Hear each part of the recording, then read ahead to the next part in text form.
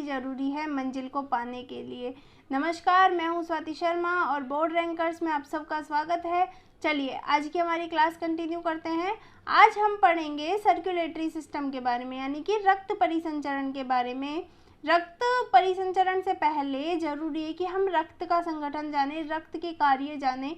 तो देखो बच्चों, होता क्या है कि रक्त जो है वो दो चीज़ों का बना है। एक तो उसमें ठोस भाग है और ज़्यादातर आप देखते हो कि मैक्सिमम उसमें द्रव भाग है। रक्त तो जानते हो ना, सब खून होता है। हाँ, तो रक्त में जो प्लाज्मा होता है, द्रव भाग को क्या बोलते हैं? प्लाज्मा। और जो उसका ठोस भाग होता है वो, उसमें सारी कोशिकाएं सम्मिलित हैं।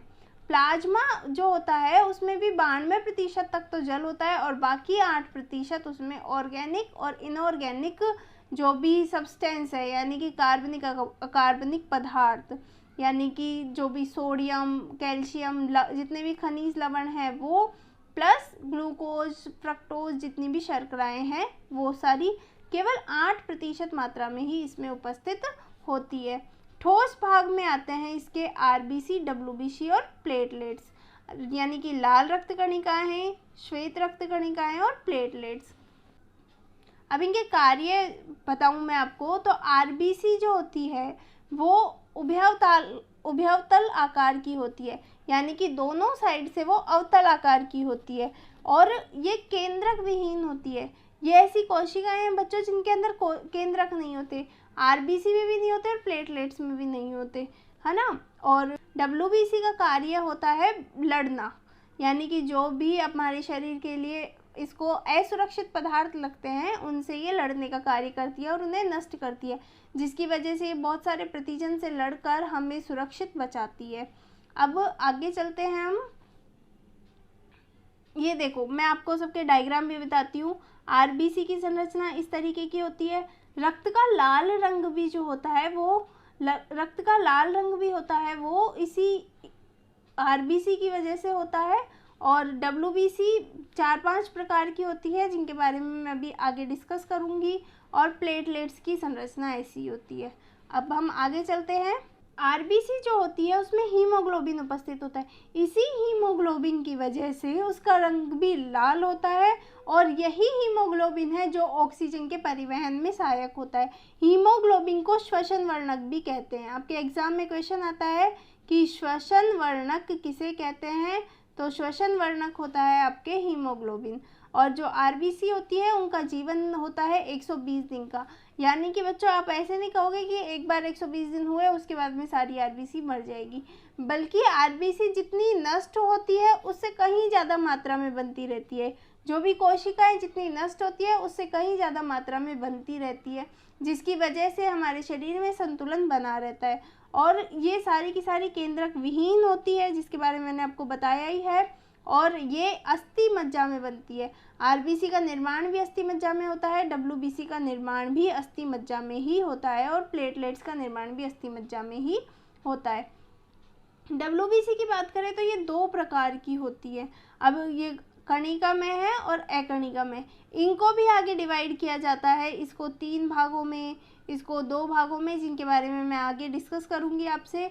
और जो प्लेटलेट्स होती है वो 3 लाख पर mm3, यानी कि 1 ml जितने छोटे आयतन में भी इसकी 3 लाख तक संख्याएं पाई जाती है। आपको पता होगा कि जब प्लेटलेट्स की कमी हो जाती है डेंगू या फिर जिन भी बीमारियों में, तो कौन सा फल खाने के लिए कहते हैं? कीवी। ध्यान होगा, डॉक्टर बोलते हैं कि कीवी खाएं, क्योंकि उसकी वजह से इन्हीं प्लेटलेट्स की संख्या में बढ़ोतरी होती है। और ये भी केंद्रक विहीन कोशिकाएं हैं। इनका कार्य क्या होता है? ये रक्त का थक्का बनाती है, यानी कि जब भी हमारे कोई भी शरीर में चोट लग जाती है तो थोड़ी देर तो रक्त प्रवाहित होता है और उसके बाद में वो रक्त बहना रुक जाता है, क्योंकि वहाँ पर रक्त गाढ़ा सा हो जाता है, उसका थक्का बन चुका होता है, जो किसका कार्य होता है? जो प्लेटलेट्स का कार्य है। अब हम आगे चलें, डब्ल्यूबीसी की बात करें तो देखो डब्ल्यूबीसी 2 प्रकार की होती है। एक होती है अकणिका में, दूसरी कणिका में। इंग्लिश में बोलते हैं इसको, तो बोलते हैं एग्रेन्युलोसाइट, और दूसरी को बोलते हैं ग्रेन्युलोसाइट। और जो अकर्णिका में होती है उसको आगे दो भागों में बांटा जाता है, एक मोनोसाइट और दूसरा लिम्फोसाइट। देखो बच्चों, सबका काम, पूरी WBC का काम ही क्या है, बाहर से आने वाले जो भी एंटीजन है, प्रतिजन है, उनको नष्ट करना। प्रतिजन क्या होते हैं, प्रतिरक्षी क्या होते हैं, ये हम नेक्स्ट चैप्टर में पढ़ने वाले हैं। लेकिन आप इतना जान लो, WBC का कार्य होता है जितने भी बाहर से असुरक्षित पदार्थ आने हैं उन्हें नष्ट करना।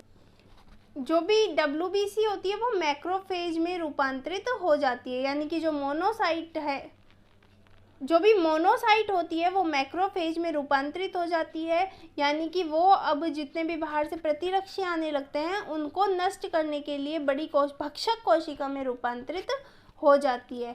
और जो दूसरा होता है लिम्फोसाइट, वो भी 3 प्रकार के होते हैं, बी लिम्फोसाइट, टी लिम्फोसाइट और न्यूट्रल के, यानी कि प्राकृतिक मारक के सेल में। और के यानी कि मतलब है इसका किलर से, न्यूट्रल के का मतलब क्या है, प्राकृतिक मारक सेल। और जो अकर्णिका में होती है उनका तो ये वाला वर्णन हो गया, और जो कर्णिका में होती है उसमें इओसिनोफिल, बेसोफिल और न्यूट्रोफिल, ये 3 प्रकार की कोशिकाएं होती है।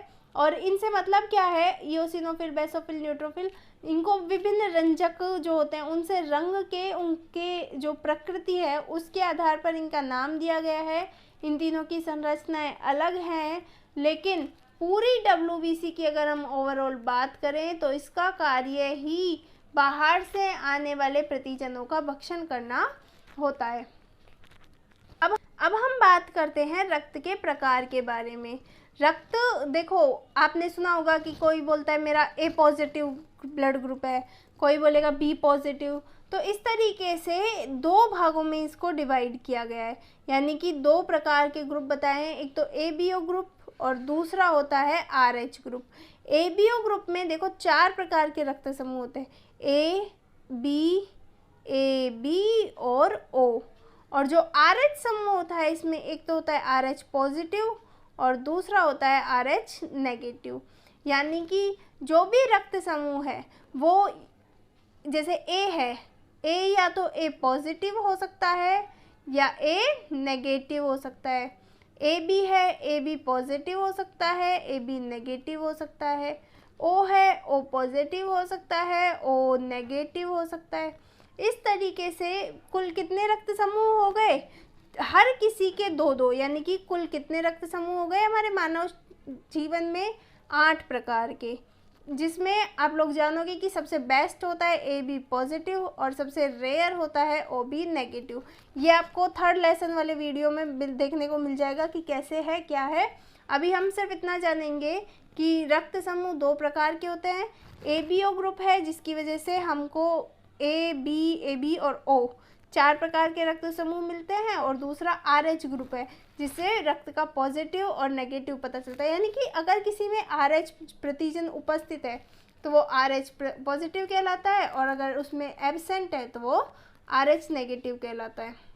रक्त के कार्यों की अगर हम बात करें तो मैंने आपको स्टार्टिंग में भी बोला था कि जितने भी परिवहन का काम है, यानी हमारी बॉडी में कोई भी चीज़ है, किसी एक अंग को अवेलेबल हो रही है, वहाँ से पूरे शरीर में उसका परिसंचरण करना, उसका परिवहन करना, ये काम किसका होता है, रक्त का होता है। तो वो कौन कौन सी चीज़ें हैं, जैसे कि भोजन है, पाचन तंत्र तक पहुँच गया, पाचन तंत्र से आगे उसका परिवहन कौन करता है, रक्त करता है। ऑक्सीजन और CO2 है, ऑक्सीजन फेफड़ों को मिल जाती है, लेकिन उसके बाद में उसका आगे परिवहन कौन करता है, रक्त करता है। O2 व CO2, ऐसे ही पूरे शरीर में जो भी CO2 बनती है वो लंग्स तक पहुंचा के, फेफड़ों तक पहुंचा के शरीर से बाहर निकालनी होती है, तो उसका भी परिवहन कौन करता है, रक्त करता है। रक्त हमारे शरीर का pH, यानी कि आप अभी केमिस्ट्री के जब भी चैप्टर आएंगे उसमें जान लोगे कि pH अम्लता को प्रदर्शित करता है, तो उसको भी नियमित करने का काम रक्त का होता है। ताप को, हमारे शरीर को नियमन करने का काम भी रक्त का होता है। जो भी उत्सर्जी पदार्थ बने, उत्सर्जी पदार्थ तो कहाँ पे बनते हैं, लीवर में, यकृत में, उसे शरीर के बाहर तक पहुँचाने का काम कौन करता है, परिवहन रक्त के द्वारा ही उसका किडनी तक पहुंचाया जाता है, जहां से उसका अवशोषण होता है। और कैसे वो सारी क्रियाएं होती है वो मैं आपको आगे चैप्टर में बताऊंगी। नेक्स्ट वीडियो हमारी उत्सर्जी तंत्र पर ही होने वाली है। नेक्स्ट आता है इसमें कि हार्मोन का जो भी परिवहन है, यानी जितने भी हार्मोन अपने जो भी ग्रंथि है वहाँ पर बनते हैं और उससे पूरा की पूरा परिवहन भी रक्त के द्वारा ही होता है। और इसमें छठा आता है प्रतिरक्षण कार्य, जो कि रक्त में भी किसका काम होता है, WBC का। अब आते हैं हम आगे कपाट की तरफ, यानी कि वॉल्व। मैंने आपको अभी बताया कि देखो दो तो क्या होते हैं आपके, ऊपर की तरफ हैं आलिंद और नीचे की तरफ होते हैं आपके निलय। और निलय थोड़े अपेक्षाकृत बड़े होते हैं, आलिंद छोटे होते हैं।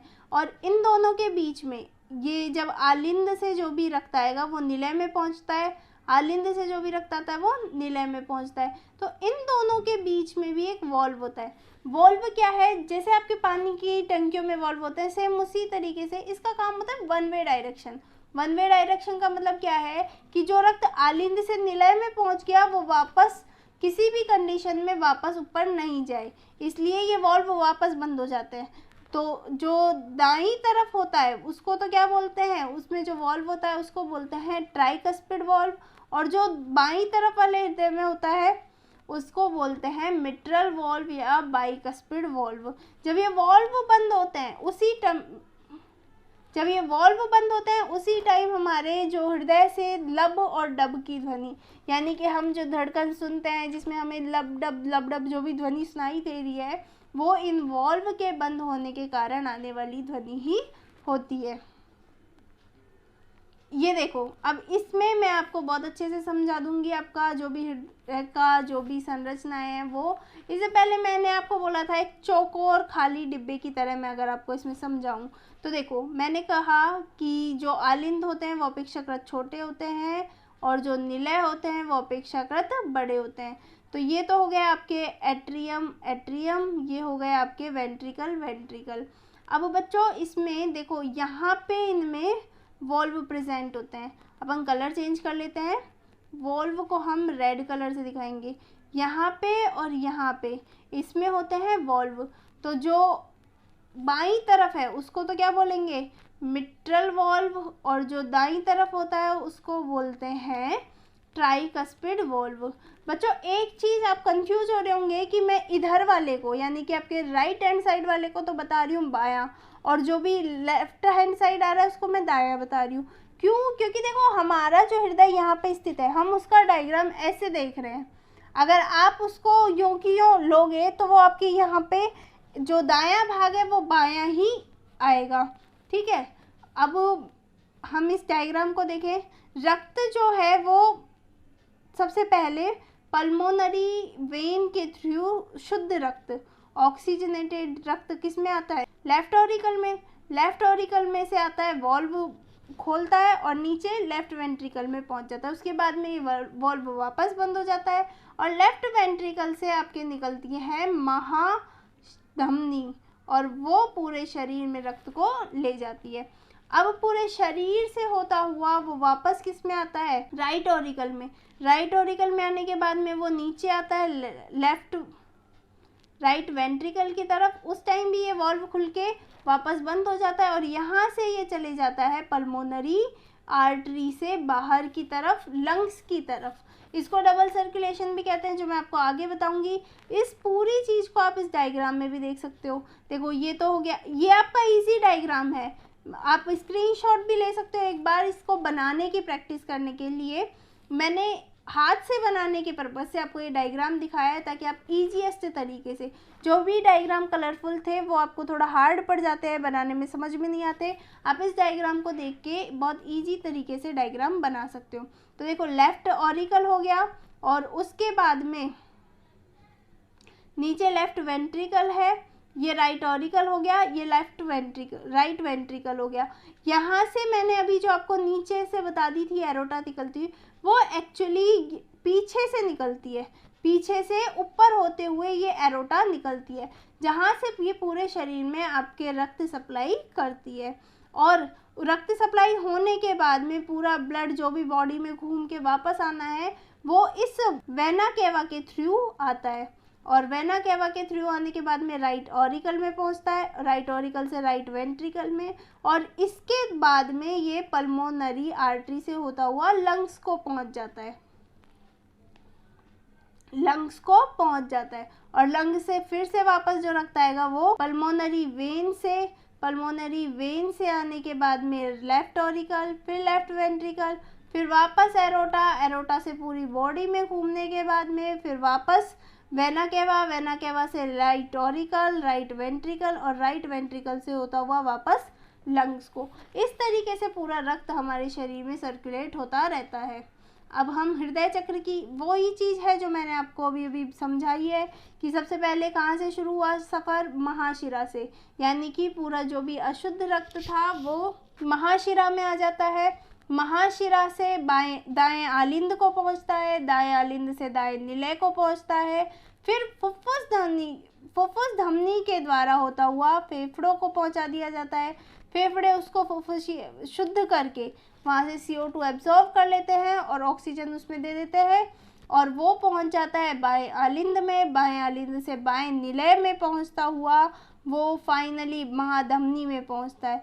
ये महाधमनी पूरी बॉडी को रक्त की सप्लाई करती है और रक्त ऑक्सीजन युक्त तो कोशिकाओं को मिलता जाता है और जो भी CO2 युक्त रक्त होता है वो कोशिका इस रक्त को CO2 दे देती है, जो वापस कहाँ पे पहुँचता है, महाशिरा में। और इस तरीके से एक चक्र चलता रहता है जिसको ही क्या बोलते हैं, हृदय चक्र या कार्डियक साइकिल। देखिए डायग्राम, इसके द्वारा भी आप पूरा की पूरा सर्कुलेटरी सिस्टम का जो कार्डियक साइकिल है उसको समझ सकते हो। देखो क्या हो रहा है कि जो भी सुपीरियर वेना केवा और इंफीरियर वेना केवा थी उससे रक्त कहाँ पहुँचा, दाएं आलिंद में, राइट एट्रियम में। फिर ट्राइकस्पिड वॉल्व आया, वो रक्त को नीचे जाने देगा और उसके बाद में बंद हो जाता है जिससे वापस से रक्त ऊपर नहीं आए और उससे कहाँ पे पहुँचता है, राइट वेंट्रिकल में। राइट वेंट्रिकल से ये वॉल्व के थ्रू पल्मोनरी आर्टरी में पहुँचता है, आर्टरी से ये लंग्स में जाता है जहाँ पे ये शुद्ध होकर पल्मोनरी वेन से लेफ्ट एट्रियम में आता है जहाँ पर मिट्रल वॉल्व या बाइकस्पिड वॉल्व होता है। उसके बाद में ये लेफ्ट वेंट्रिकल में पहुंचता है और लेफ्ट वेंट्रिकल से ये रेस्ट ऑफ बॉडी यानी कि जो भी आपका पूरा शरीर है उसमें पहुंचा दिया जाता है। अब इस दौरान आपका दोहरा परिसंचरण होता है। दोहरा परिसंचरण का क्या मतलब है बच्चों, डबल सर्कुलेशन, यानी कि इसमें पूरे बॉडी में 2 बार सर्कुलेशन हुआ। हृदय में 2 चक्र होते हैं। एक तो देखो आप खुद भी देख सकते हो, खुद भी फील कर सकते हो कि जब शुद्ध रक्त आया, लंग्स से शुद्ध रक्त आया और वो आलिंद से निलय में होता हुआ और निलय से पूरी बॉडी में गया और बॉडी में से जो भी अशुद्ध रक्त है वो हृदय में पहुंचता है। एक चक्र तो क्या हुआ, देखो हृदय से जो भी रक्त है वो पूरे शरीर में पहुंच रहा है और शरीर से अशुद्ध रक्त हृदय में पहुंच रहा है। एक साइकिल ये हो गया। दूसरे चक्र में क्या हो रहा है, जो भी अशुद्ध रक्त है वो फुफ्फुस में पहुंच रहा है और फुफ्फुस से शुद्ध रक्त हृदय में पहुंच रहा है, यानी कि इसमें 2 चक्र हो जाते हैं और उसी को क्या बोलते हैं, दोहरा परिसंचरण। अब आपके 2 डेफिनेशन और आती हैं बुक में, अनुशीतलन और प्रकुंचन की, यानी कि डायस्टोल और सिस्टोल। वर्ड से सही पता चल रहा है कि शिथिलन का मतलब क्या है, रिलैक्सेशन कंडीशन, यानी कि एकदम खुली हुई कंडीशन, और प्रकुंचन का मतलब सिकुड़ी हुई कंडीशन। ये किसके लिए आते हैं ये वर्ड्स आते हैं आपके आलिंद और निलय के लिए, यानी कि जब वो रक्त से भर जाते हैं तो उस टाइम तो क्या होता है, उनमें एकदम प्रकुंचित हो जाते हैं, वो एकदम फिक्स हो जाते हैं और उसमें से जैसे ही रक्त निकलने लगता है तो वो उस टाइम पे अनुशीतलन होते हैं और उसके बाद भी जब पूरी तरीके से रक्त खाली हो जाता है तो वो प्रकुंचन करते हैं, यानी कि एक बार फैलते हैं सिकुड़ते हैं। इसी तरीके से ये चारों अंग बार बार क्रिया करते रहते हैं जिसकी वजह से आपका पूरा सर्कुलेटरी सिस्टम चलता रहता है और यही क्रिया अगर किसी भी वजह से रुक जाती है तो व्यक्ति जीवित नहीं रह पाता, क्योंकि किसी भी कंडीशन में अगर ये क्रिया रुक रही है तो इसका सीधा सीधा मतलब क्या है कि आपके शरीर को रक्त की सप्लाई नहीं हो रही और अगर आपके रक्त की सप्लाई रुकती है तो व्यक्ति की मृत्यु भी हो जाती है। बच्चों एक चीज़ और मैं बताऊं आपको, हार्ट अटैक क्या होता है। देखो हार्ट अटैक का मतलब क्या है कि जो इसमें काम कर रहे हैं, एक होता है इसमें पेस मेकर यानी कि गति बनाने वाला। पेस मेकर का मतलब क्या हुआ, गति बनाने वाला, जो कि आपके राइट ऑरिकल यानी कि दाएं आलिंद में स्थित होता है। वो अगर रुक जाता है, वो अगर अपना काम करना बंद कर दे तो उस टाइम पे आपका हृदय धड़कना बंद कर देता है और उसी को क्या कहते हैं, heart attack. Okay, thank you. I hope आपको क्लास पसंद आई होगी। अगर पसंद आई है तो प्लीज़ सब्सक्राइब कीजिए, लाइक कीजिए और अपने फ्रेंड्स के साथ भी शेयर कीजिए ताकि ज़्यादा से ज़्यादा लोग इस क्लास के साथ जुड़े। Thank you.